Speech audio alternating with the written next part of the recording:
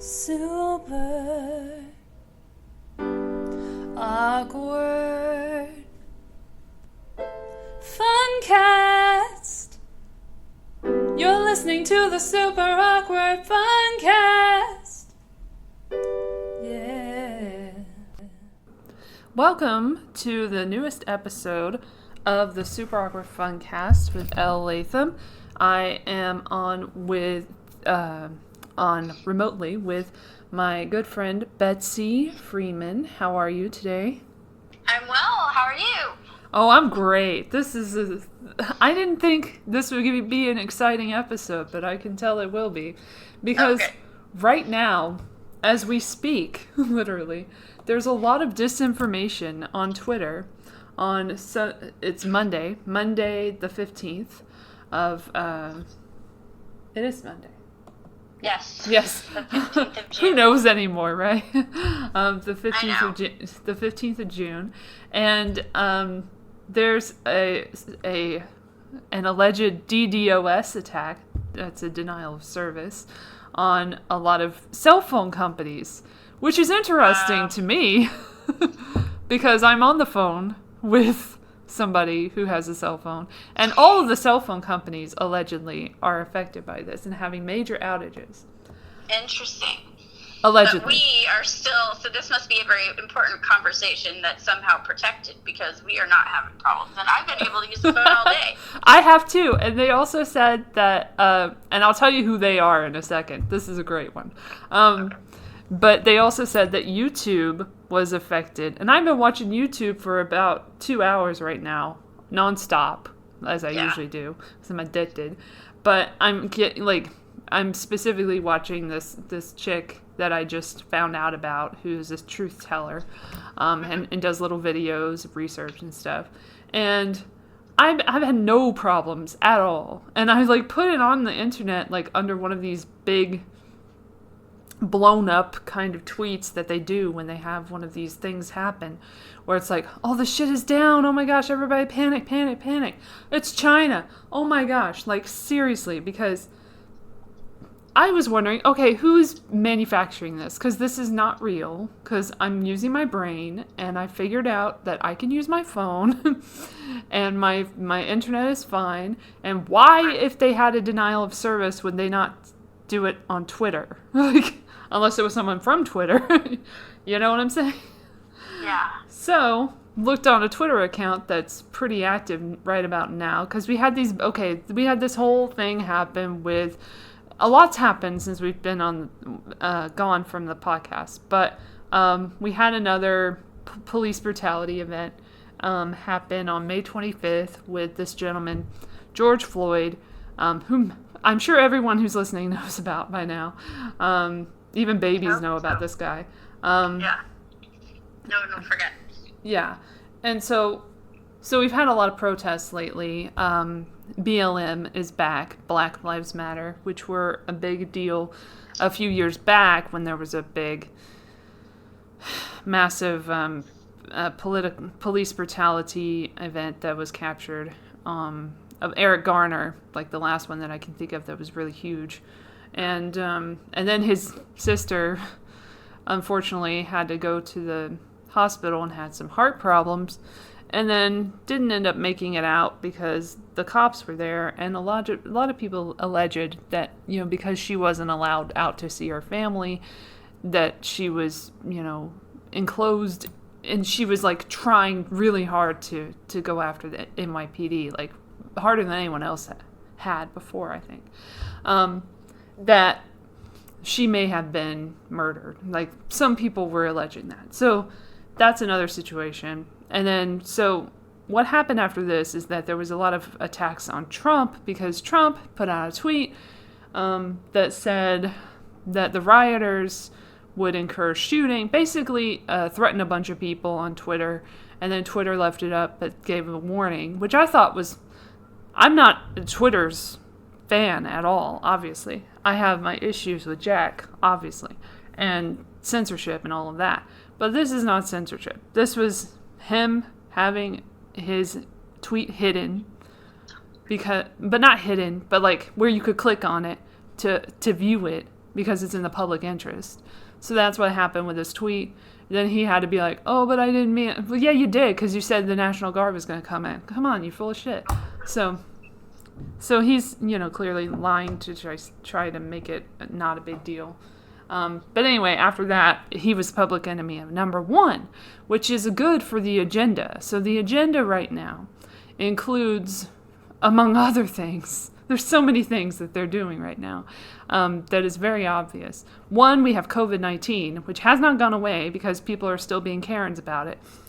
So while everything's going on, they can compartmentalize and be like, oh, but we can protest. That's no problem. We're putting our lives on the line for something good. But then at the same time, you're giving shit to people not wearing masks out, like walking. That's fucking stupid. You're fucking stupid. Shut up. So you're a hypocrite. So, and then even like the public health officials, because there was 1,200 of them who signed a letter saying that Black Lives Matter protests were totally fine in this climate, and all that shit that they said about staying inside, forget about it. Go ahead, fight for your rights, and then die maybe. We don't care. So it's just a lot of hoopla over that. And then there's the whole thing with the vaccine. Those are being fast-tracked right now, the trials, while everybody's distracted by all this other stuff. That has always happened. I'm not saying it's not a big deal, but it has always happened. It's never been dormant. It just wasn't in the news. There are things that they want to be in the news when they want it to be in the news.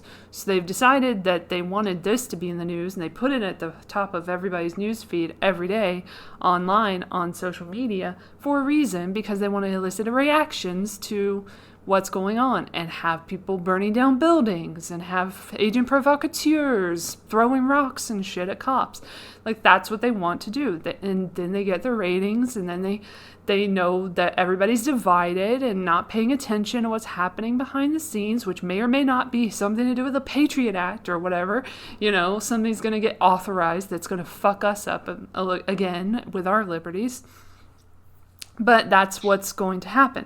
So mainly this protest movement has been the most popular movement I've ever seen in so little time, because it is to the point where everybody, including Wendy's right before they got burnt down because of this event that happened the other day in Atlanta, where this gentleman was in a parking lot and he was sleeping, and he was told on.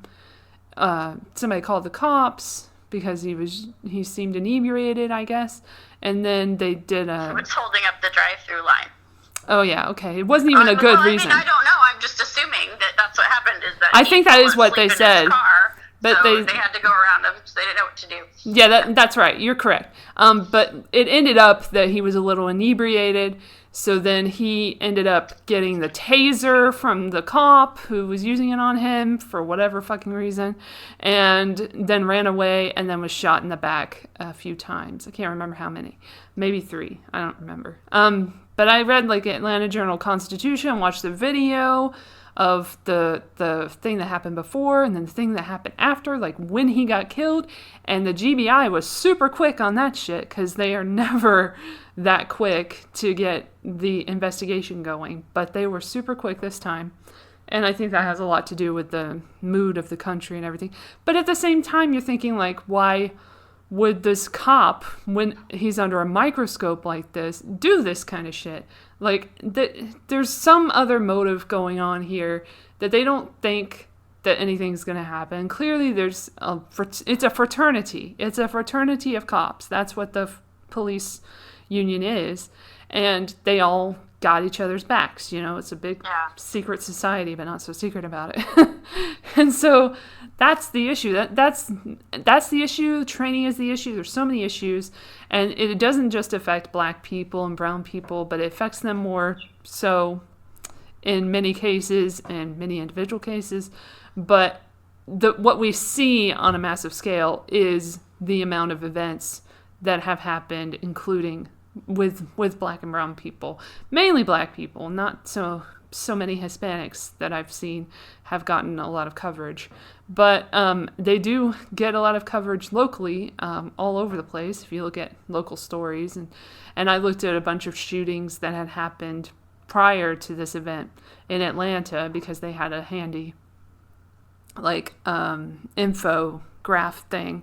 So I looked at that, and a lot of it was kind of cut and dry, like they were trying to kill someone else, or, you know, they held up a place or whatever the fuck, and they had a weapon or whatever. So anyway, this event happened, and then Rayshard Brooks was the name of the guy, and then the Wendy's that this happened in the parking lot of was burnt down.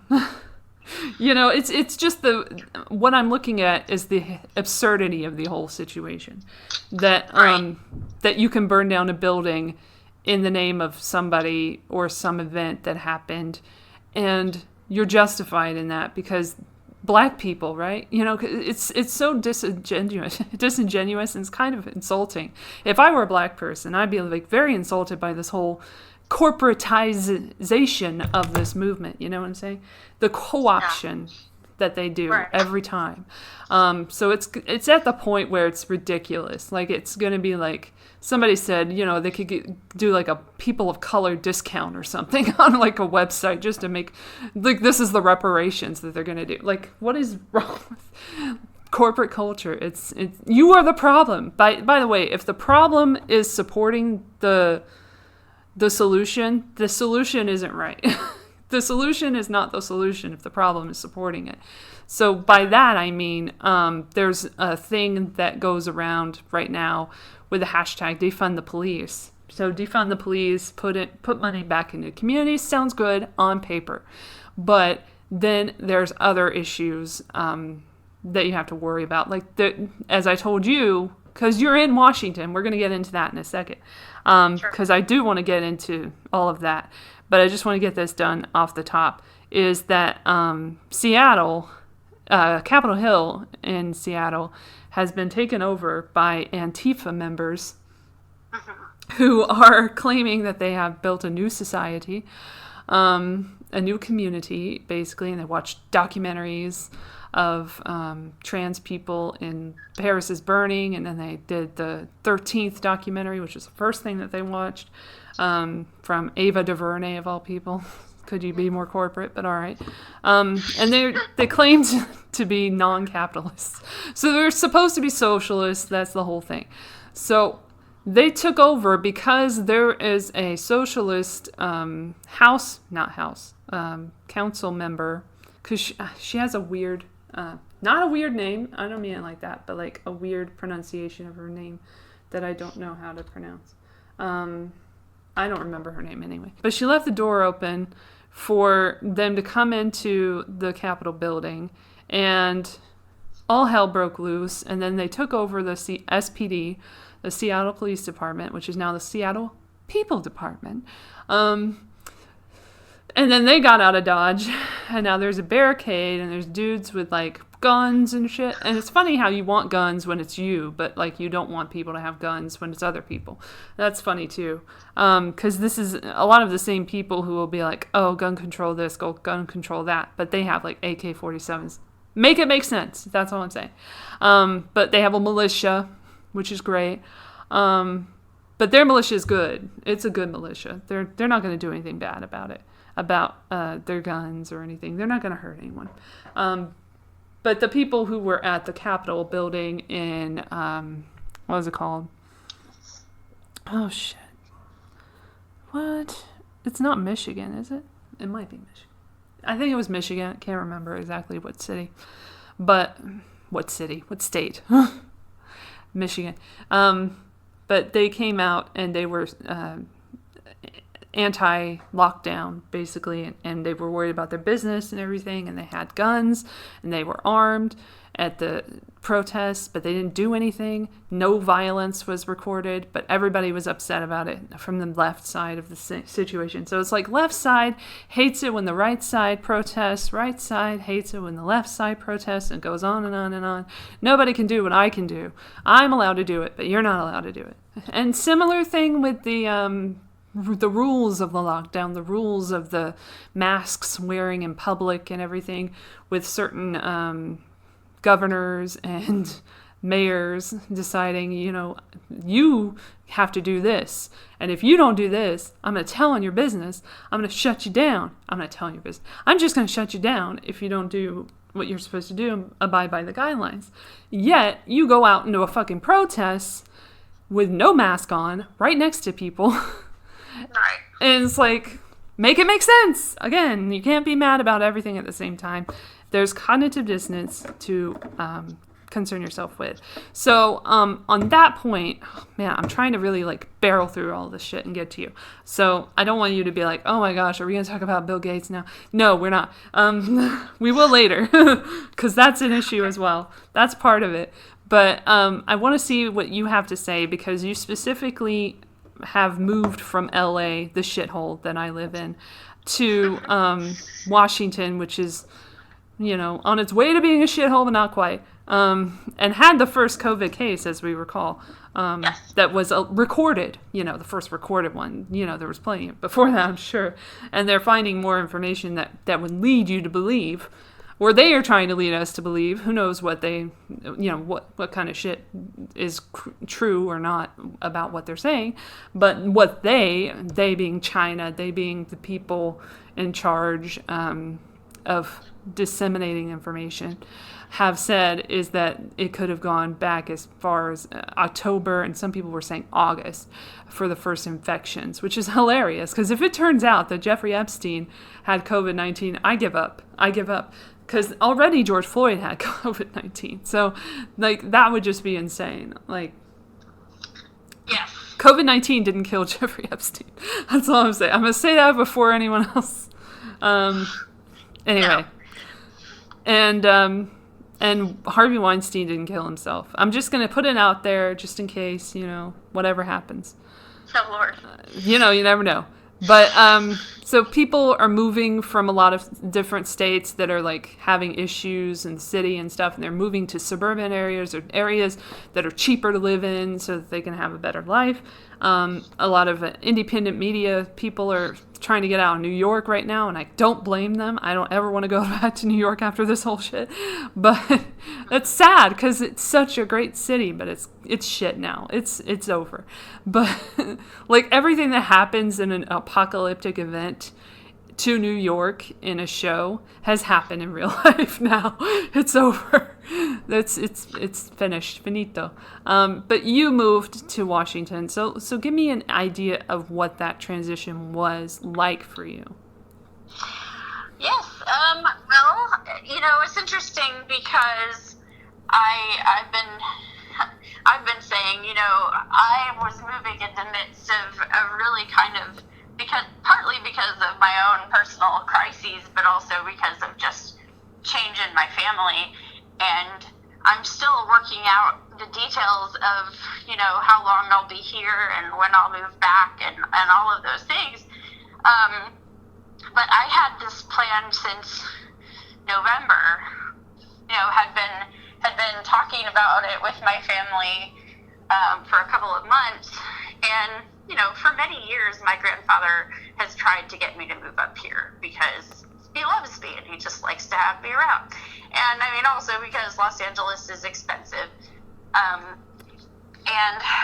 like many people who live and work in Los Angeles, after I've told people for years that living in Los Angeles is kind of like being in an abusive relationship. Like a part of you knows that you should leave, but a part of you just doesn't want to because there's so much going on. There's so many new things to do. Not anymore. Even though, what was that? Not anymore. Well, right now, yes, I would, I was really struggling in LA, really most of the time that I was there, in one way or another. There's always a struggle, there's always a conflict, but that is part of just life as an adult, and especially if you're like me and you have sort of a dramatic temperament and you're trying to figure out how to do life, you're just in a growing up process. So I'm not sad for the time I've spent in LA and the friends I made in LA, and I do hope to be back there in the right timing. And when this crisis started happening, I mean, from the very beginning, when I first started to hear things about the coronavirus, I just thought of it as this distant thing like SARS, that some people are going to start freaking out about, and then, it never comes close to you. We've just never had this. I mean, when the AIDS outbreak happened, it was the 80s, and I was a little kid. So, and that's far different. We pretty quickly figured out what behaviors would spread AIDS and which wouldn't, so it's kind of a different situation. So, I mean, as you may or may not know, I mean, I'm not a huge fan of conspiracy theories, but I do have the kind of mind that is interested in it if it's credible. Yeah. And I think there is some credibility to some of the conspiracy theories and evidence, but I wouldn't bet my life on any one of them by themselves. I think that as, moving up to Washington, I mean, what really surprised me was, I just sort of think of the whole West Coast as being this big bastion of liberalism, which isn't really true. And as I got closer, started towards Northern California, I started noticing, not everybody's wearing a mask in the gas station. Even the grocery stores around here, like there is one that requires masks. Goodwill just opened up again, but you have to wear a mask to go inside. But some of the other grocery stores are not that way. And, there are now cafes open up again. I went into a cafe, ordered and sat down, no mask, So I don't think it makes sense. Sorry, to jump off on that. I don't think it makes sense for a restaurant to require masks in the first place, because that's just a lot of touching your face, honestly, which you're not supposed to do in the first place. But you get up. The whole point is you get up. You have to put your drink. Exactly. You eat, then you get up, and you have to go to the bathroom, and you put the mask back on, and then you take it off, and it's like multiple times that you have to take on and off the mask, which is going to hurt you in the end. It's going to be more harmful than helpful, and I think that they need to be really lenient on that, especially since they don't do the same thing themselves. They are very hypocritical, the people who are telling us what to do, and for one, like, not even just Trump, but like a lot of the people behind the scenes who were, heralding all of these views and everything from the WHO and CDC, who are very complicit and corrupt organizations in the first place, so why should we believe them? But they don't even do what they say they're supposed to do. So we're supposed to do. They don't do it themselves. And then they said 15 days to slow the spread, and then people waited 15 days, and then that never happened. And then it's like 30 days, and then it's like whatever how many days it is. They just kept making it up as they went along, and then left us in the dust. Yes. So well, with my transition, I had my sister wanted me to isolate completely for 4 weeks before coming near my grandfather, because she was so concerned that I might be carrying something. And I wanted to respect her wishes, even though I felt like that was overkill. And so I did isolate myself for about a week, and I did get tested, and I was planning to wait for the results before I moved in with him. But the results didn't come nearly as soon as they said they would. It took like 10 days, and the place I was staying I only had for a week, so I would have had to move into a hotel. And my grandfather he just personally isn't nervous, and his wife isn't nervous. They're just not concerned, and he's pretty healthy, and I still can't stop him from going to the grocery store himself. I tried, and I definitely do some of the grocery shopping, but the fact is, for his own sanity and health, I think he just likes to go and be part of society, and I'm not gonna, we're all adults making our own decisions, and I resent the nanny government Yeah. deciding that I cannot make a free choice for myself about what risks I'll take with my health. I agree. To be honest. Yeah, and then with the reopening of everything, people will be like on social media, which is not real life, but can feel like it sometimes. But if you're stuck in it for too long, but they can be like, "Oh, but I don't want to go to the gym." Well, don't go. Nobody's forcing you, honey. You are, Just stay home, sweetie. This is the thing. Well, Elle, the fear of, we've come to a really interesting crossroads in our nation. I don't know if I can speak much to the racism stuff because I'm no expert. No. I am more than happy to have a race conversation, but I don't know if I can handle all that today. I will say, but as far as health and mental health, I feel like I can speak a little more to that because in my family, we've dealt with mental health crises for a very long time. And I went through a mental health crisis when I was very young. So, and it was the most terrifying thing that I had ever experienced is, not being able to trust your own mind, not knowing whether your own thoughts that are coming to you from somewhere that you might believe to be God or, a higher self or something that knows more than what anyone else around you is telling you. And then just, there's a point when that, if you've ever been through a delusional experience, which I hope none of us ever are, but there's no person in the world that doesn't fall for a lie at some point in their life. That's so true. We all fall for lies because we're social beings, and our brains are consistently being formed and reformed, and they can be trained.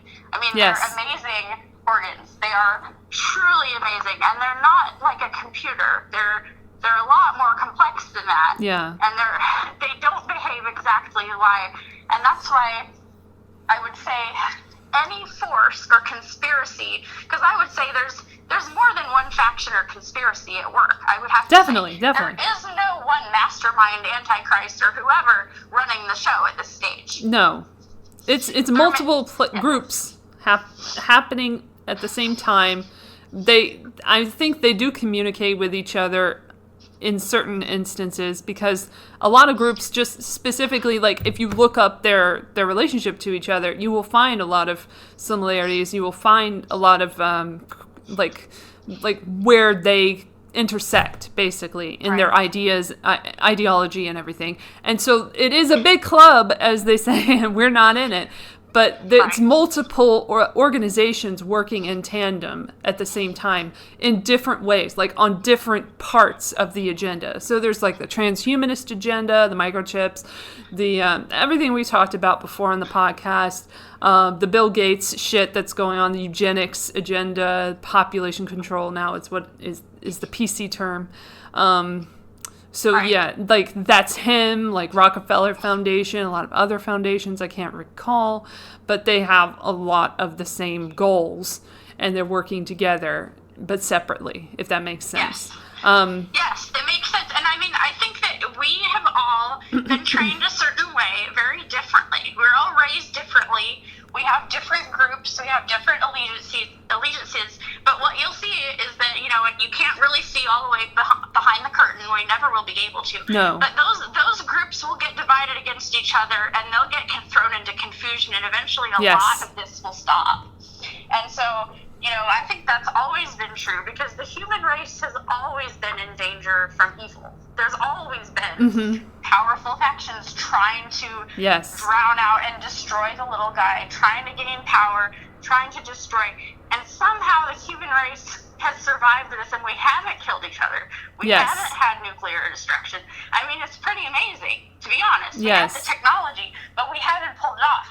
And the reason is, I think that there is a God protecting us. I think that there is a God that loves the human race. And I think that God always fights for the little guy. He fights for the oppressed. We don't see the justice working out itself right now. Sometimes, you see someone get freed after being wrongfully imprisoned for, many years. And it's beautiful. It's also horrible because they can't get back the time that was lost. But, we want that, as people with good hearts who have any shred of humanity left, we want to see things that were wrong being righted.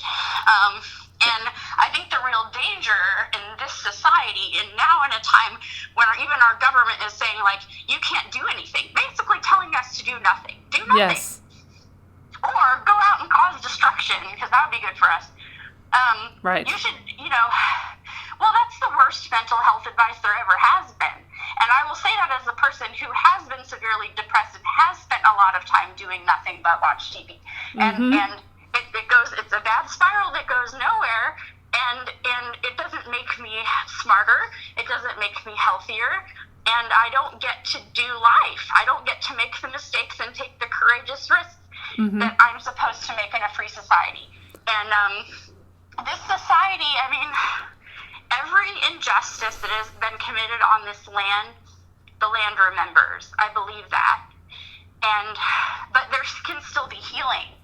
Yeah. And we're probably seeing, I mean, that's what I think a lot of people who are grounded in love, people who are grounded in love will remember that no matter how much anger and hatred and destruction there is, Martin Luther King knew it, and he said it.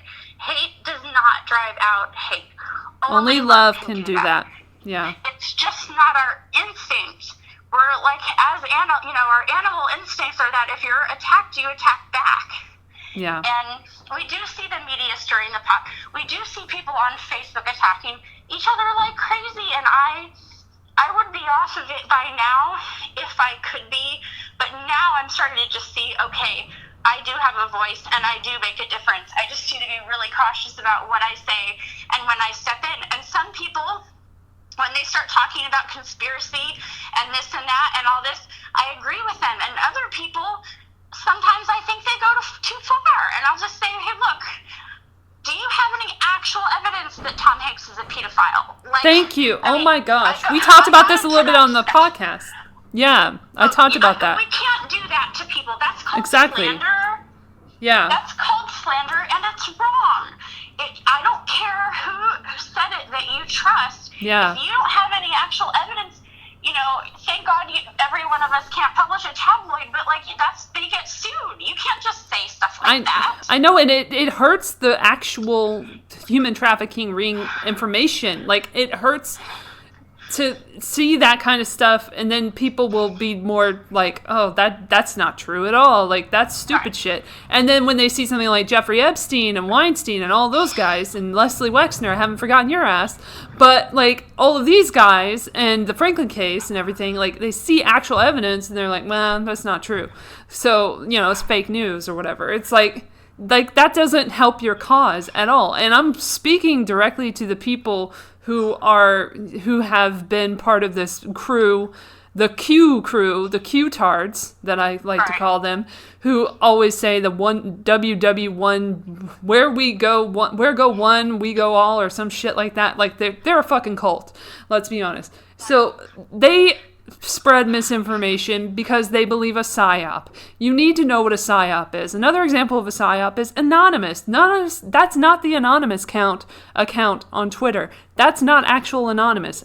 So the new one is very political in origin, very much goes after not the Democrats, but like the Republican Party with their talking points. Went ahead and spread information about cases involving Donald Trump, the president, and minors, of a case that didn't go to that got settled, and all this other stuff in court documents that cannot be contextualized for today.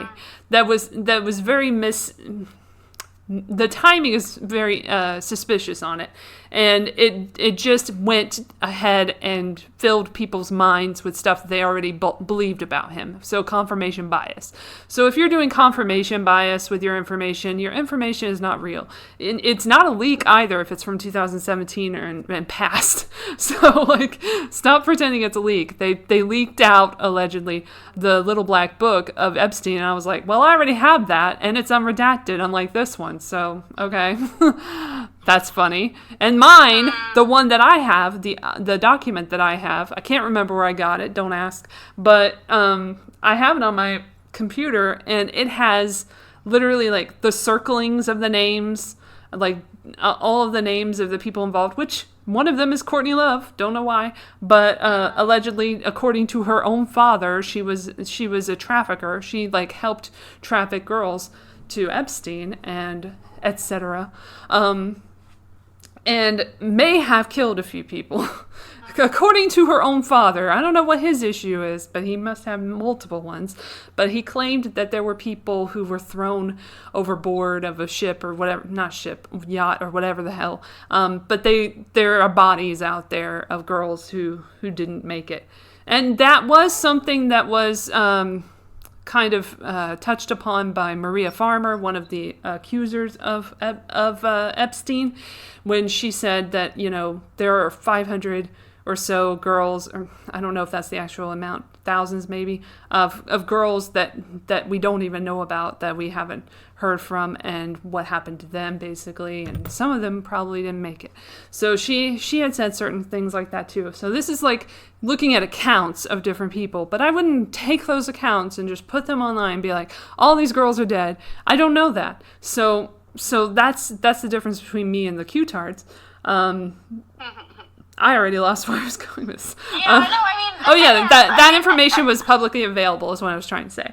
So believe what you can of things that you critically think about. Don't just assume something's true just because you want it to be true, because you have it in your mind that something's got to be going on with this situation, whatever it is, political or otherwise.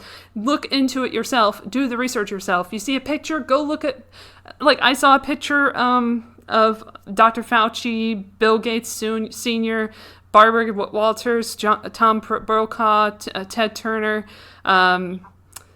Judy Woodruff. I'm trying to remember all their names. Leonore Annenberg. I'm forgetting a really big one. David Rockefeller. All these people were in a picture together. And I was like, well, that's strange. And then it said in the picture, like the link to the picture. And I was like, well, let me try that, see if it wasn't scrubbed from the internet. And it wasn't. It was an article about the centennial celebration of Andrew Carnegie, and it was in honor of him. They presented 7 laureates, including Ted Turner and everybody, and Bill Gates and everybody. But Bill Gates didn't show up; his dad showed up. So all these people won this award. So it was a whole big thing at the New York Public Library. You can look it up yourself. But that's the thing. You have to know the whole story behind what you're saying, or you don't look credible. You are immediately and you're not discredited. Credible anyway if you don't have any journalism credentials and you're just repeating what other people say.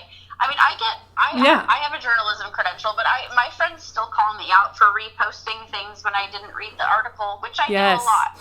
And people are writing headlines that don't match the article, which is not my fault. That's their fault. But I'm just like everyone else, unfortunately, to a certain extent, where I like to post things that I find that support what I already believe, and those are the things that I post. I'm not looking to get my mind changed every minute, because nobody wants their brain to go through that kind of mental whiplash. Mm-hmm. And that's why we're also getting so disoriented and upset about it. Now, I haven't changed my mind about how I feel in general about this health virus, about this health crisis, I should say. Yeah. In terms of, I think it's much more now an economy crisis and a mental health crisis than ever was a physical health crisis. Yeah. And it's not to discount the horrible agony and pain that people have suffered and are suffering. It's just to say we still know that this virus is not nearly as deadly, in terms of percentage of people, contracting it. It's not a death sentence. Yeah. And we still don't really know that much about the transmission of the virus. No. And we're seeing that people who have isolated themselves completely are still contracting it. And that's what you really have to say. You have to say, looking at that information, knowing that lots of people who just stayed the hell home are still getting the virus, I better go out and live my life. Yeah. Because love is too important. Relationships and people are too important. Joy and happiness and nature is too important. I love nature. For me to let the government run my life.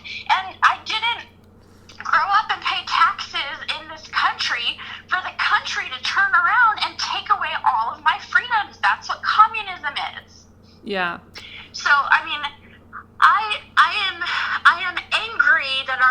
I'm really angry at even my LA friends, no one in particular, but so many of them, more than anyone else on my feed, among my friends, probably about half of them live in Los Angeles, but there's 1,500 people on there, and all the ones that I'm, that have turned into the most ridiculous sheep live in Los Angeles. And it's sad. And I love them, and they're very smart in many ways, and I'll love them forever. But how dare you? But the thing is, I've always questioned the medical establishment, and I'll tell you why. Mm-hmm. Because the medical establishment failed me very badly when I went through a mental health crisis. And I know that they only have certain tools at their disposal. It's not their fault. They're doing the best they can with a bad situation. There's much more going on in the world than what you can see, what science can see. Mm-hmm. And so, I'm not holding a grudge against any doctor or any nurse or any psychologist or psychiatrist who didn't make me better when I was mentally ill. But I'll just say, if I had listened to all their advice, I wouldn't be, who knows where I would be right now. But I know that my life would have been drastically different, and I'd be much more miserable and in pain than I am right now, because the drugs and the things that they would have put me on, the things that they spoke over my life were not what God had spoken over my life. And I knew that I had a choice. I could put myself under all of those labels and all of that fear, and I could just say, oh, you're right, I'm this kind of person. I now have to go down this kind of road. Let me just be sad and miserable and disappointed. Or I could just say, no, I'm a person that can make my own decisions about my own body and my own life, and right or wrong, they're my decisions. Mm-hmm. And I'm very concerned that if we don't understand how important that is, we're going to be subjecting ourselves to more and more ridiculous vaccines, ridiculous restrictions on everything. Yes. Travel, just everything, jobs, what we'll allow ourselves to go through to have a job, and we'll just keep saying, oh, well, it's just the way it is. Things are different now. We'll just stop fighting. And I don't want to, I'm tired of fighting already. Yeah. Even though, I haven't done that much. I haven't been calling my congressmen or women. I haven't been, signing a bunch of petitions. I've signed some. But and I'm not running for office, but I have a friend who is, and I'm going to support the heck out of her. What can I do? I'm going to do my part. And that's, I think, the thing that's important is, I have a trajectory for my life. I don't know the details of it. I don't know where I'm going to be in 10 years. I don't know what kind of job I'm going to have. I can even tell you if I'll, hopefully I'm not sleeping in my car, but I could be, I don't know. But I'll just tell you this. I'm not going to stop fighting for the rights of the individual in this country because it's too damn important. I agree. Yeah, me too. I'm so done with it. I'm so done with having a debate about liberty, not liberty, but individual freedoms, groups. And I'm not going to be told that I'm a danger to society just because I'm not scared. Yeah. They're telling me that I should be more scared of a virus that 99.5% of the time is not going to kill me. Why should I be scared of that virus? Every day I face that kind of virus just going to the mall, because that's the flu and the 100,000 other things that are going through the air. Yeah, not to mention all of the poison that we ingest on a daily basis from the government. Exactly. Life is fatal. It has 100% fatality rate. The only people that have come back from the dead and lived to tell about it are not telling about it right now. Very much. Less than 500,000, less than 440,000 deaths have been recorded since the beginning of the coronavirus. That's nothing. I mean, compared to billions of people on Earth, that's not even a small country, I don't think, of people. And you know what? No matter how long you have on this planet, it is the quality of your life that matters, not the quantity of it. Mm-hmm. I really believe that. It doesn't mean that you should go doing stupid, reckless things and trying to hurt yourself, because I think your life is valuable. But it's what you do while you're here that matters. You've got another life to live after that. You know, there's a future. Death is not the end of life. It's not. No, and there's a rebirth. And there's a rebirth and there's a resurrection. And the thing is, no matter where you are in life, it can go to somewhere different tomorrow. You don't have to make the same choices you made, differently. We're not stuck. And that's honestly, with the contact tracing and all this other BS, yes, that is my main concern, because ever since I was diagnosed with a mental illness, which was a diagnosis that I reject, I knew that the more computerized records get, the more that diagnosis could follow me around everywhere I go. Yes. And the more it can be accessed, the more it can be used to discriminate against me. And I reject that, because it has happened in my family. And, yes, if a person is not emotionally stable enough to hold down a job, then you should hire them. And certainly go through times when we shouldn't be in certain situations. Like, there's a certain, I'm glad that there are certain tests qualifying for certain kinds of jobs, especially with the police.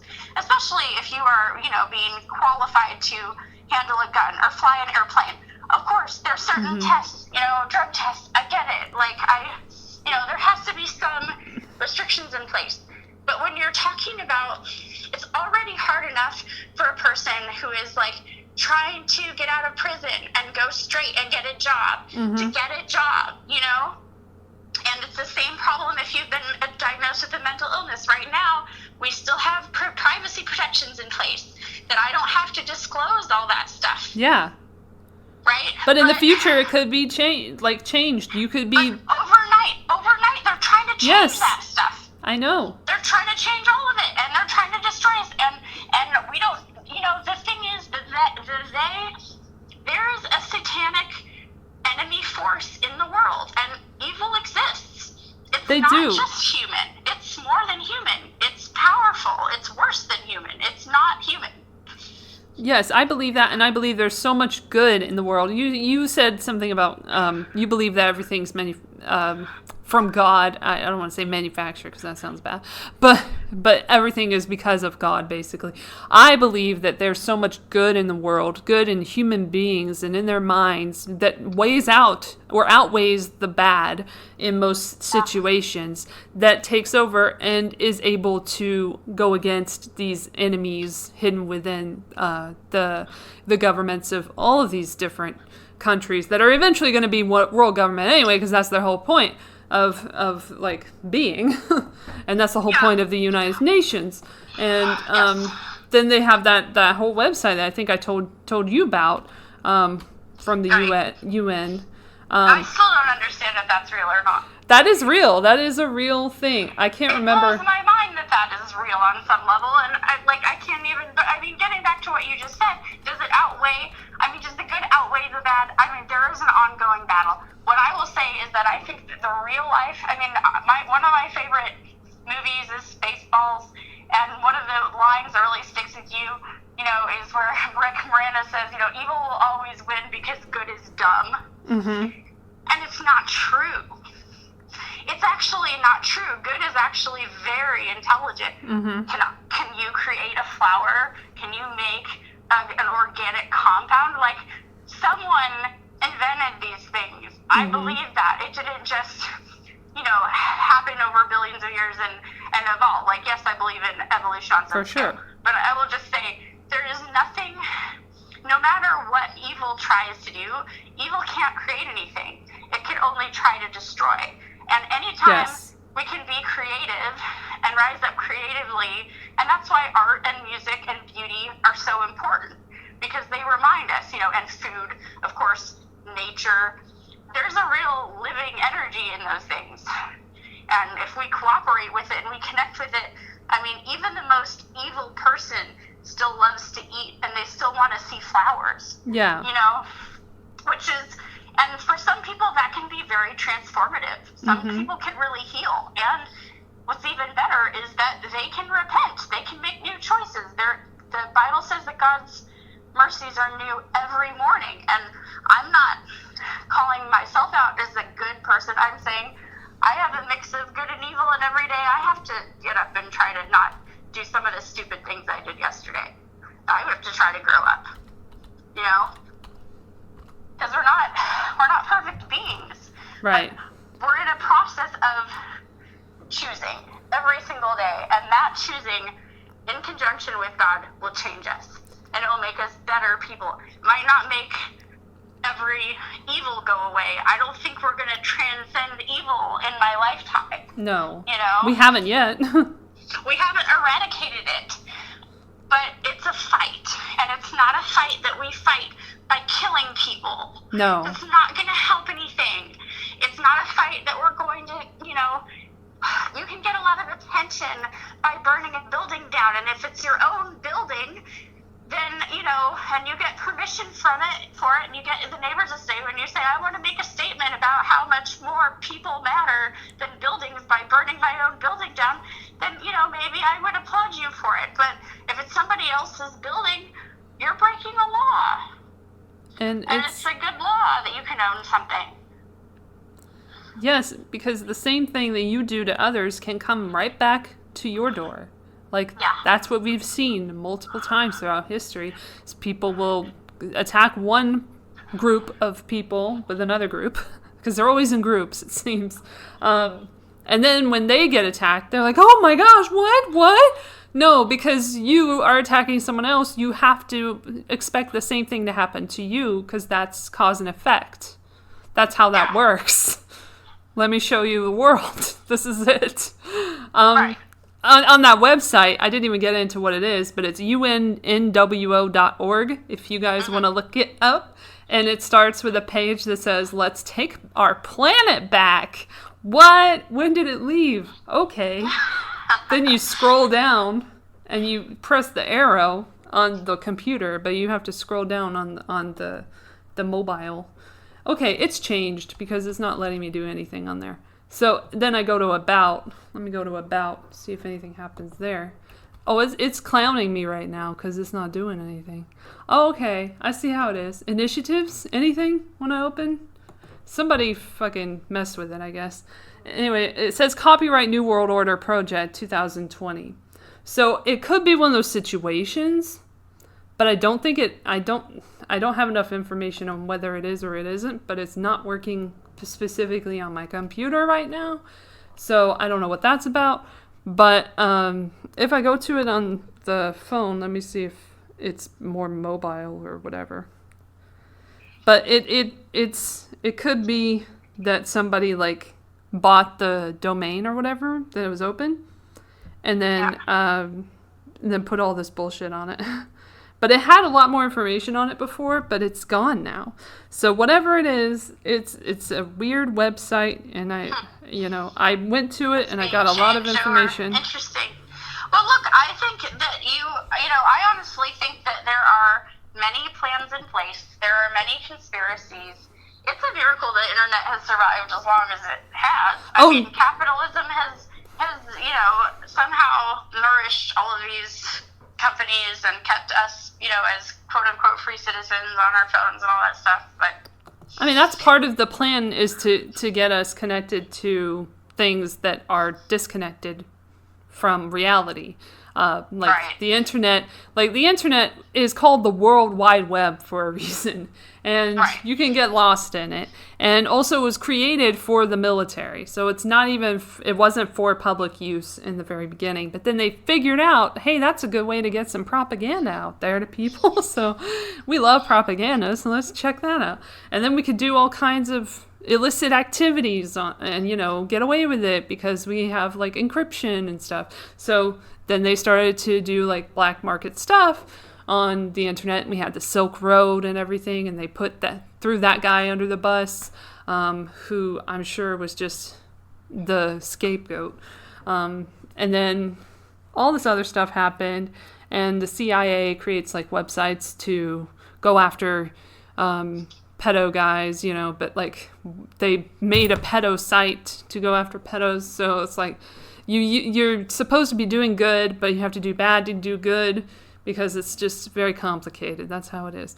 And then also there are certain factions of the government that have really been complicit in a lot of human trafficking as well, like the Epstein case, for example, with the Alex Acosta thing with but then he said that they didn't put it in the Dirty Rich documentary on Netflix, but he had said that it was above his pay grade, the whole situation with Epstein, and so he had to answer from a higher authority, which would be the U.S. intelligence agencies. So the U.S. intelligence, he was like, he's an asset of the U.S. intelligence, basically. So we can't touch him. So he can't go to prison, basically. Or for real prison. Like, he can go to a fake prison, where he's there for like 12 hours a day. I mean, no, away for 12 hours a day for work. And then it was even worse in the documentary because they like said that he was doing all kinds of shit where he could just come back in whenever he fucking felt like it, basically, into the cell. And like, he just went to his office every day, 4 days a week, they said, I think. And that was just insane. Like, that's insane to be like in prison 3 days a week, but not even for very long, for however long you want to do it. And then you go back to work. And then that's for 13 months. So, yeah. And they always get a little sentence.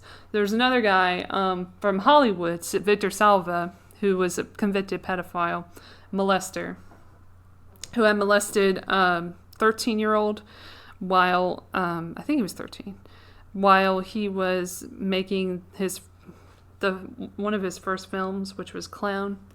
Is it Clown? Clown Town or Clown? I can't remember. But let me make sure, because I just looked up this other day, and for some reason I'm forgetting it.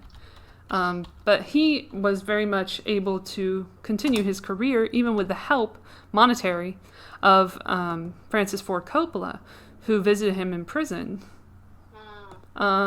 which he was only there for 13 months out of an 18-month sentence.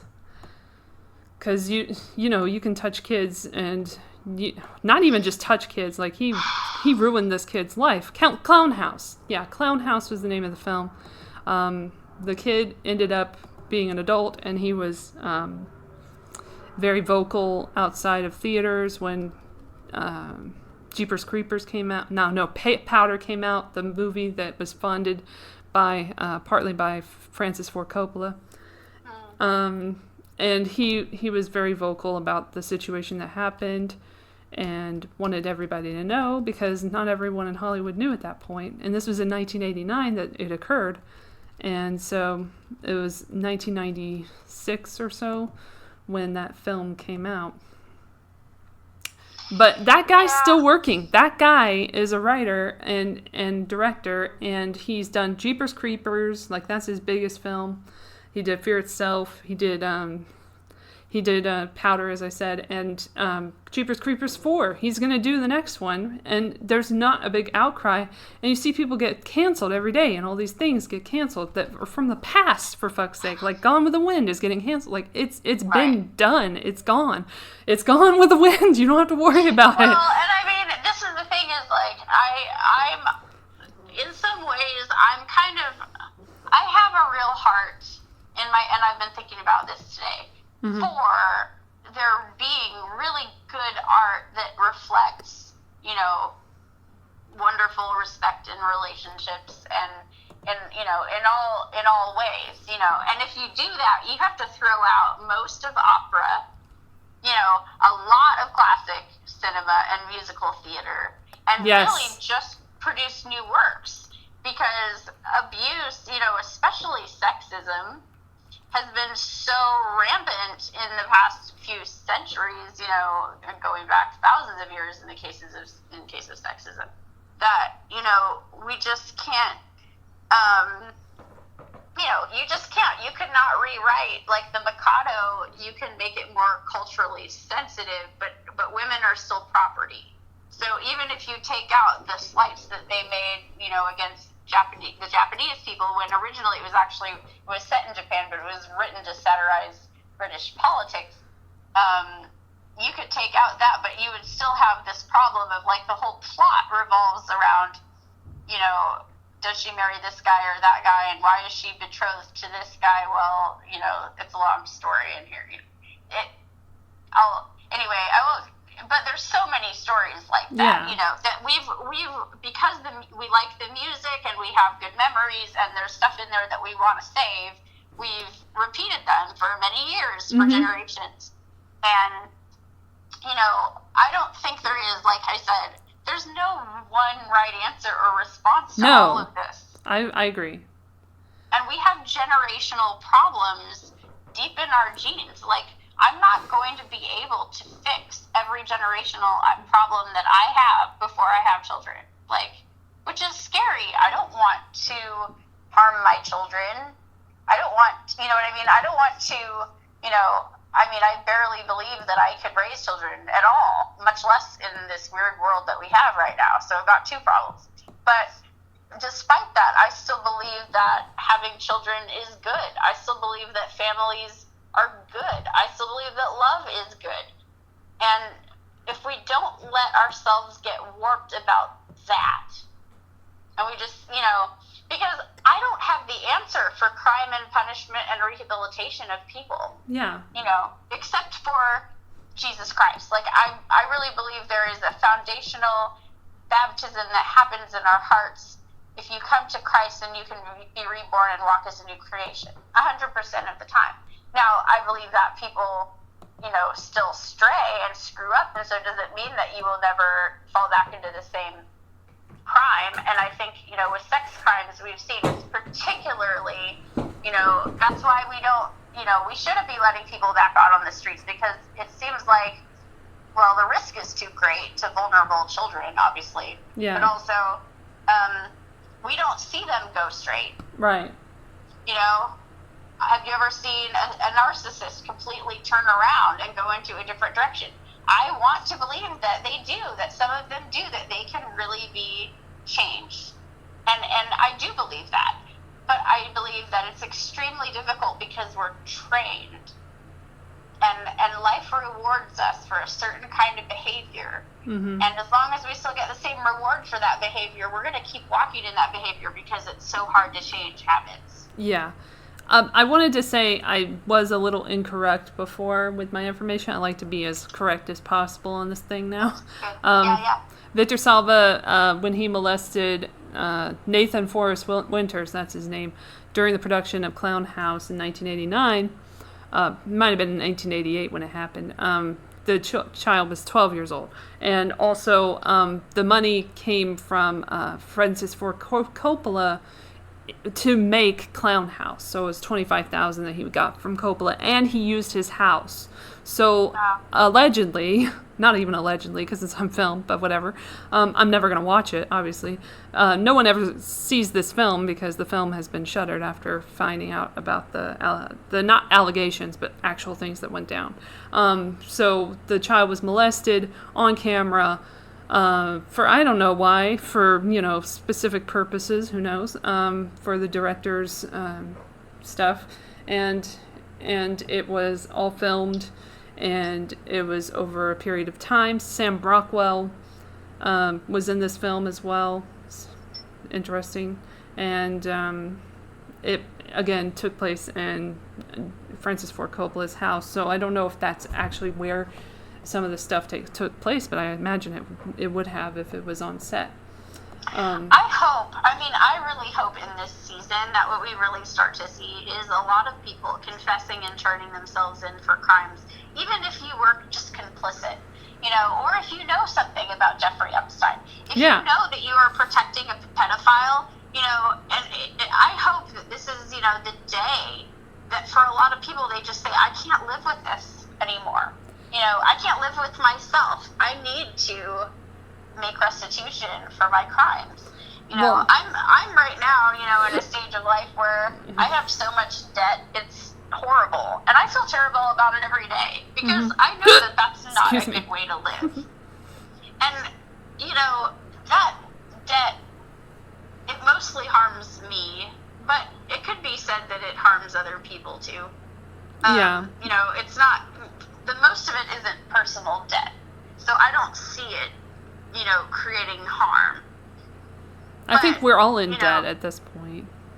We're all in debt at this point. And I mean, I was really so thankful that quickly luckily early on in this crisis, we did have a moratorium on evictions. I mean, and we did have, you know, my student loans aren't due till October, so that's nice. I was about to pay mine too, like $20-something a month, and then that happened. I'm like, it's a good time for a pandemic for me. I got a big, I don't want to say, but I got a settlement from my crash case.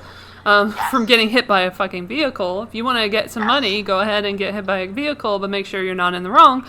I don't know how to help you. I know, and me too. I'm still actually waiting on my settlement check. Mine is not as much as yours, but it's only a drop in the bucket. What it's going to do is, you know, I will pay off some debt with it. I will pay off basically debt that I incurred from the car. So it's really not, you know, it's not going to do me any, I don't know, it's better than nothing. But, you know, thank God there is some justice in the world. And I think there's also favor.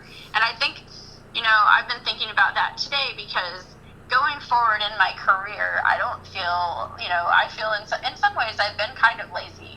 And I haven't, you know, advanced in a lot of skills that I could have. And I don't have tremendous discipline. But I have a lot of love for people. And I really strive to be truthful and to be honest. And I try to be emotionally honest and authentic with people, even though that I find that difficult sometimes too.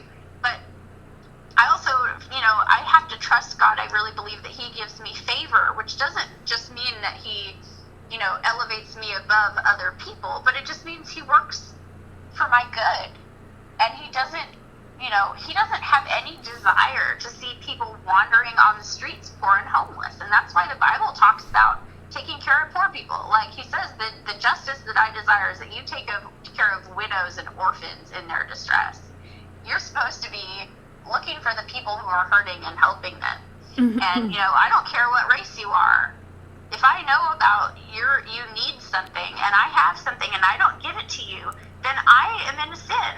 You know, I'm neglecting another member of the human race. I'm your brother, your sister, your friend, I'm your surrogate, whatever you need in that moment. I'm supposed to help you. And if we forget that, you know, I mean, people are mad at rich Christians, and I think that's fair. I think it's fair for people to be upset that that people are starving anywhere. But only to the point that it makes you do something about it. And I don't, your part might not be that you can send money. Your part might not be that you could actually go today because maybe you need to stay home and take care of somebody. So that's why I get really upset when people throw mud at each other. Like, you're not saying anything on Facebook, so you might not be racist. Well, you might not have the emotional capacity to start a firestorm on your Facebook page today, and that is fair. Yeah. You know, also there's so much... Your acre. You have your acre to tend. You should tend your emotional, mental, physical, and spiritual acre. It doesn't mean be selfish. It means who's in your neighborhood that you can help. Just go help that person. Yeah. And by doing that, you know, continue the ripple effect. Yeah, pay it forward, as they say. Pay it forward. And don't, you know, when you catch yourself being a jerk, because we all have days when we are jerks, and I'm the worst. You know. Then apologize, humble yourself, and try to make it right. That's the thing.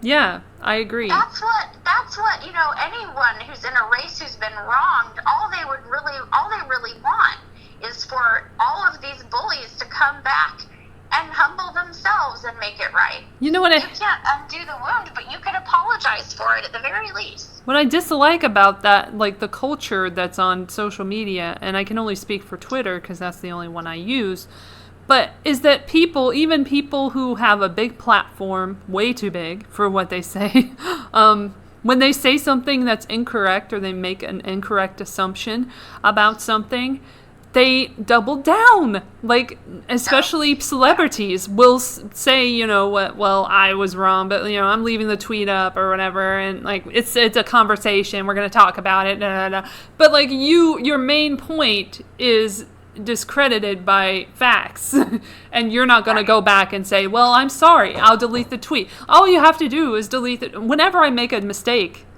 even an error, like a typo, I don't care how many people have liked it yet, I'm fucking deleting that shit and starting over, because I don't want people to get the wrong idea.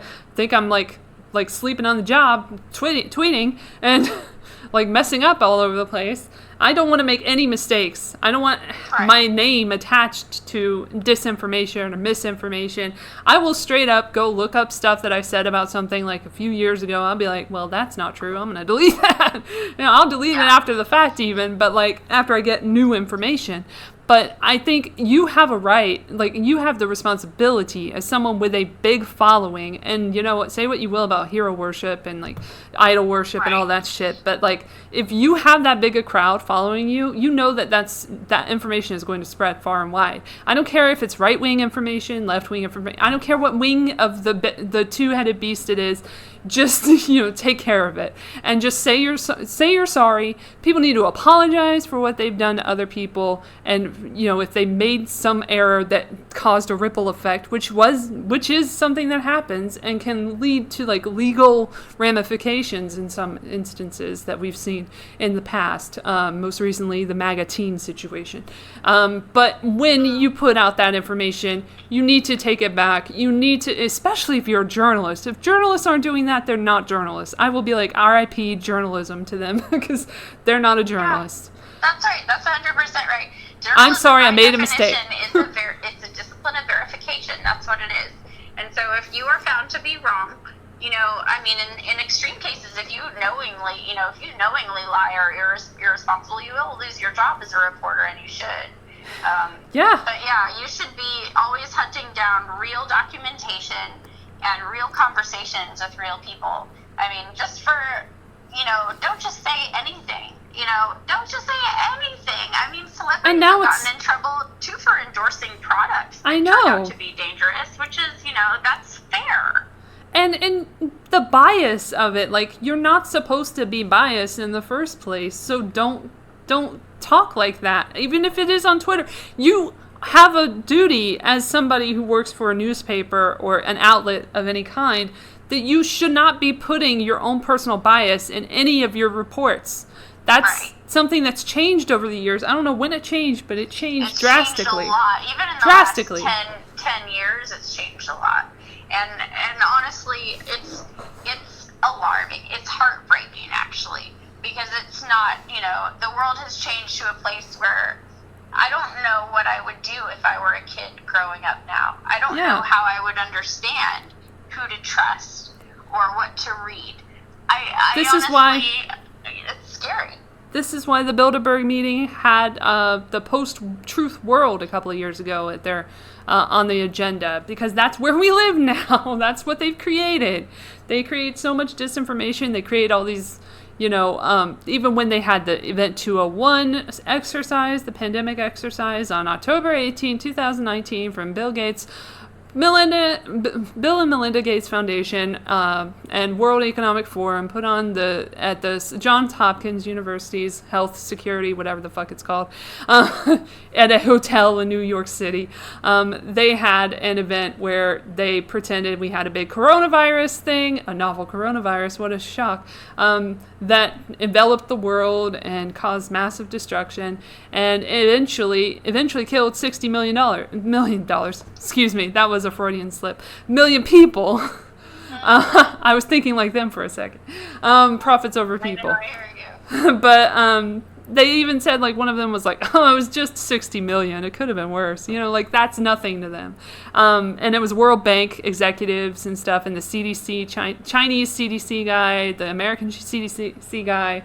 And I'm getting to a point here where, they did a whole section about disinformation and how there's going to be all these conspiracies about what the virus is and how it got leaked and out of the lab. And they said all this stuff. They said stuff about censoring the internet, which they have already done on YouTube, and they mentioned YouTube, I believe, or Google. And we're saying we got to crack down on this, crack down on that, and we have to have PPE, blah, blah, blah. They were saying all this shit before, and it started in Brazil, spread to China, and then the world. And then it affected travel. They have 5 different segments. I recommend everybody look it up. I'm going to leave it again in the description. Again, I've talked about it ad nauseum, so I don't want to talk about it too much now. I'm just doing a recap of what it was for those who missed it. And then also there's the whole situation with Bill Gates being the authority figure right now, even though he doesn't have any medical degree or a college degree for that matter. And well, I think he's been, fairly quiet in the last couple of months. I mean, from what I've seen, I have to say, I pretty much get my news from Facebook, sadly, but I think that I would have seen it if Bill Gates was doing a lot of public speaking. I mean, I think that he got painted as the Antichrist, so even if he is a puppet, whether he's a puppet or at the helm of any of these conspiracies, he knows better than to try to take more power right now. Well, I did look him up, and he's been doing some rounds internationally, like in other countries. There was one Arabic show, I don't know what it is, but he was like, he's not in the U.S. doing interviews anymore. It seems like he's like spread it to other countries and is just, trying to infiltrate there. But he is a problem, and we did have a hashtag event on the 13th of June, which was this past weekend on Saturday, which was Expose Bill Gates. So we were trending that in the community of independent media and people who are exposing him on a daily basis, like myself. We kept, spreading that information about him. That is all accurate, of course, because there are certain people who will say certain things came out of his mouth that have not come out of his mouth, and they need to be taken to task for that because it makes us look bad, makes everybody look bad when there's misinformation. Yeah, just like, people were taking Obama quotes out of context. I was seeing some of that, and, I just, the thing is, even tracking down the very beginning of the coronavirus, at this point, the battle changes every day. Yeah. And so the goalposts change. They keep moving the goalposts. Those change every day.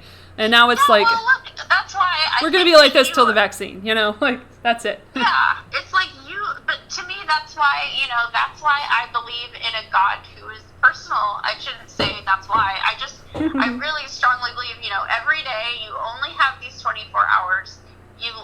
I try to talk to God and let him set my agenda for the day, because by the end of it, the whole world first of all, it will be. Every day, the world has been changing tremendously. Yes. It's only been accelerated. It's been very accelerated in our lifetimes. I mean, with the onset of the internet, which really happened in our lifetimes. We didn't have computers when I was a kid until I was 11, and then, by the end of high school, my friends were all building websites. Yeah. And now, we're about to have self-driving cars, which honestly, I hope that somehow that gets stopped before it becomes true. Yeah. That we're all self-driving cars everywhere. And to me, it's sort of like watching the Tower of Babel story, which if you've never read it, in Genesis, they didn't get there. I've heard They got that. thrown into confusion and turned away. They could not get to God that way by building their own tower. And I think they use a little bit of I think they use a lot of the Bible to justify certain things, and they invert certain parts of the Bible to do their bidding. Like they clearly have religious tendencies, but they are overcome by a very maniacal kind of demonic kind of presence. And it can overcome a lot of people. And I get, like, the baser instincts of man is, like, go after what you want, look for power, be powerful, be a king, be a queen, whatever. Like, there's certain things in media, like, all throughout media, like literature and everything, that has shown you that to the victors go the spoils. And so people have that mentality when they get to certain levels in their careers, in whatever career it is, and then they want to aspire for more, and then they're given a bit like opportunities to do it by nefarious people, and then they become immune to the nefarious qualities of those people, and they think they're good.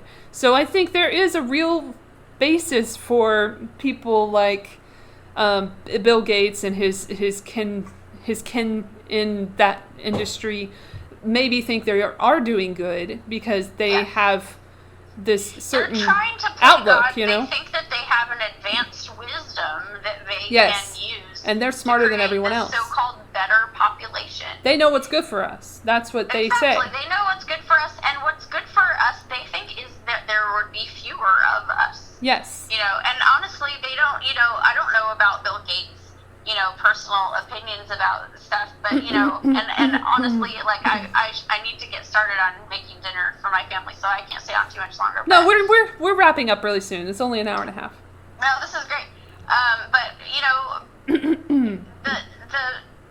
I think the ethic of God is that every person who's here that was ever created, and I believe from conception, which, not everyone does, but is God is in a creative process with that person. And if it's a person who has Down syndrome, a person who never speaks,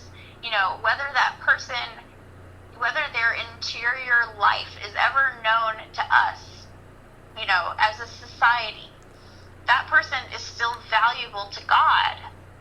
And we are not allowed to decide who is valuable and who is not. That has never been a question. I don't think that's ever been a question for God. Now, I think that he offers real consequences to us if we become destructive. And part of it is that we just get separated from our own humanity. We become something other than human after a while, because you can't keep denying and pushing love away forever before you have ceased to be loving. And if you're not loving, I don't think you're human. Yeah.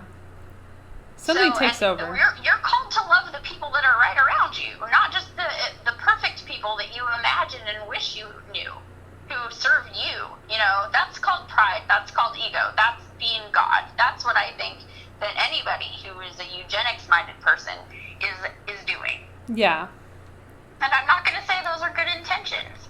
They could sound good. It sounds. And like I wouldn't say that either. And that's why I backed away from saying anything like, too nice about the whole situation. Like, it's a point of view. It's a different point of view based on somebody else's influence that can be negative and most likely is destructive and negative, but you view it as a positive. Yeah, that's a psychological operation of itself. Like, it's seductive. Even Nazism is seductive to certain people. Yeah. And we are all, like, we said before, we're all vulnerable to being lied to. Exactly. And it comes back to that. We need wisdom. Hey, there is a callback. We did a callback. I love it. We did a callback. Yeah, no, I like that we keep touching back to certain themes. There's no one, there's no one in the world, I really believe, that God can't reach while they're still on this planet and touch them and heal them and make them, a good person, like really, truly transform them. And I don't think that happens without God. I think that if you are a quote-unquote good person, you're already cooperating in accordance with God's laws and who God is, whether you acknowledge that or consciously know it or not. And I that's what I'm praying in this time, that people are more, including me, are much more humble, and that we put away our ambitions and our power hungriness, and we say, well, guess what? Maybe I didn't really need the job that I had or the car that I had. Maybe I didn't really need, to live the life that I have been living. Let me just adjust and adapt to what's going on right now. Even though maybe we're all being victimized, which I think in some ways we are. Yes. But we allow ourselves to be victimized. That's another thing that we need to remember. We allow ourselves to be victimized. Once you let somebody take control over your life, you have given them carte blanche authority over your life. And don't let them. I mean, there's times that I've actively tried to resist even small things in which I felt I was being violated legally. Even small things where I've really, I've put up a fight at airports when they tried to. Yes. One time they told me that they had to, they basically had to molest me. That happened to me as well. I agree with you entirely. So there's a lot of stuff, going on that, I do believe that we do need to submit to authority and laws unless they're directly asking me to violate, something that God has told me, whether it's in His Word or something that He's told me in prayer. But at the same time, there are times when you're just like, yeah, you know, if someone put a gun in my hand and said, I order you by the United States, you know, to shoot this person, would I do it? No. There's no way I would do that. That's when I would say no. I would rather die. Shoot me. I would die. I don't know how far I go with the no mask thing, because I just haven't had to do it yet. But there have been times when I thought to myself, how far could I take my resistance? I mean, how far logically can I take this? And I keep coming back to, I'm not going to do it. And I don't know what's going to force me to do it. I mean, this is June 15th, so who knows what's going to happen in July. Hopefully nothing. But I hope to see no change in that, because that's who I am. I'm not going to be someone who submits to every demand of my chosen authority. I didn't even choose this authority. I don't elect people. I don't vote. So you have no authority over me. And yeah, I pay taxes because I'm forced to. You think I'd do it if I wanted to? But, I mean, I don't pay taxes, but I pay sales tax, that sort of tax. Everybody pays the sales tax, you know what I'm saying? Everybody has taxes taken out. Yeah, I went in to have a pedicure yesterday, and I had to wear a mask, and they took my temperature, and they took my phone number. It's not right. It's just... It's not right, and it's especially not right for the employees. I mean, this poor girl doing my nails, she just said to me, I didn't even bring it up. She's like, it's really hard wearing a mask all day. Now, think about the fact she's already using these dangerous chemicals all day. So now she's breathing them in with her breathing restricted. And I, at the time, I didn't even quite get that. And she actually said to me, your feet are like the nicest of any of the feet I've done, because now that they've reopened, people have apparently not been taking care of their feet at all in quarantine, and they're paying someone else to do it, which is just gross. That's stupid. Have someone else cut your toenails while you're in quarantine. I don't care cut your own. Your next door neighbor. I cut mine, and I'm disabled. So what's your deal? I don't know. I was just like really appalled, because I know not you. Just I cut my toenails, but what's their problem? If I can do it, anyone can do it, because I'm fucking disabled and it hurts every time I do it. But I do it. But that poor woman, but the fact is, there are times when I feel okay, it's better to give my money and do something in the economy and to, do something nice for myself today than to just sit home and be mad about the mask rule. But at the same time, I really want this to be lifted, because, like I said, it's really hard enough to be working in a service profession. To be working in a service profession with your mask on all day, I think is wrong. I think you should have the choice. If you want to wear it, go for it. But I see a lot of complications from this, a lot of health complications coming from this. A lot of people are going to have a lot of problems, and I'm going to be like, you know what? I don't want to be I told you so, but I told you so. Like, this is not something we should just be putting up to whoever at the WHO. Like, they shouldn't get to decide how we're going to live our lives. They just shouldn't. No. That should be our choice. It should be our choice. Freedom of movement. We're not China. People in China are living want us to be very China. different lives, and they're not even allowed to practice, their own religions. And Uyghur Muslims are still in camps, in concentration camps right now, and being used for forced labor for Apple, because of the shortage of jobs for Chinese people. It's always going to be that there's going to be little guys and they're going to be trampled on, and gals. And you don't even see those people. Those aren't the victims you see every day. You see fake victims who people put out into the atmospheres, oh my gosh, they've been, hurt with words or whatever. But there are actual victims out there, people who have been downtrodden for centuries and have been overlooked. Well, this has been wonderful, and I think that we should continue to speak freedom to the captives. That's what we have to do. We have to say, and we have to remind people that if the fear is all in your head, that's all it is. So you can get out of it. Fear's a mind killer. Fear. Fear's a mind killer. And I do want to also say at the end of the podcast, and we'll get to links or whatever if you want to say what you're doing, but if you're doing anything. But there's a book that I just learned about from Whitney Webb. Shout out Whitney Webb, whoever, if she ever listens to this, which she probably won't, because she has a lot of time that she has to devote to her journalistic endeavors. And I totally understand that. But if she gets a chance to listen to it, shout out to you, Whitney Webb. Thanks for the recommendation for the book We by Eugene Yamyatin, who grew up, who was born in Russia, moved to France, but he wrote this book, which was the inspiration for what we saw in 1984 and Brave New World, and a couple other ones, including one by Ayn Rand, where it's a dystopian future. Everybody's numbers and everybody's transparent. They have to live in glass houses and show everything in their lives, and they get a little bit of time every day for personal hours, which includes sexual relations, which is behind the curtains at least. I guess you at least get that privacy, but it's only a couple hours every day. And then everything else is regimented, and everybody does everything at the same time somehow in uniform. So it's conformity times a million, and it's what he envisioned of what would come of the Soviet Union if things went really to the nth degree, totalitarian-wise. So it's a really good novel. I'm 4 chapters in. It reads really well for 1921 or 1920. I'm not really sure exactly which year it was. They aren't really sure either, the people who do the scholarly stuff. But I guess it was 1921. I would guess 1921. That's my guess anyway. But it's a really good book so far. I found the PDF. I'll link to it below in the description so you guys can read it. I just found it on Twitter. So sometimes Twitter threads work out for you. Sometimes comment sections on YouTube work out for you. I find a lot of stuff there. Found the stuff about the guy behind Bilderberg, the meetings, the guy who came up with the whole thing. Joseph Rodinger, whatever his name is, I don't know what his name is. But anyway, it's some guy from Holland.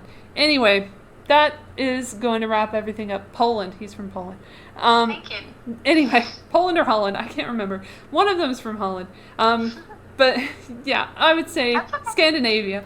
But anyway, we're going to wrap it up in a bow and throw it out the window. And you can say whatever you want for what's going on in your life, what's happening.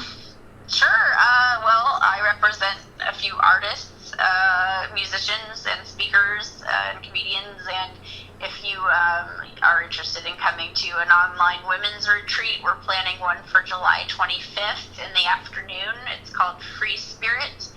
And we'll just be talking about identity and becoming who we were created to be, and embracing that, and not trying to conform into other people's ideas of what our identity should be, and just taking our identity for what it is and enjoying it. And so, yeah, that's what I'm up to right now. And if you want to follow me on Instagram, it's B Freeman Booking, I believe.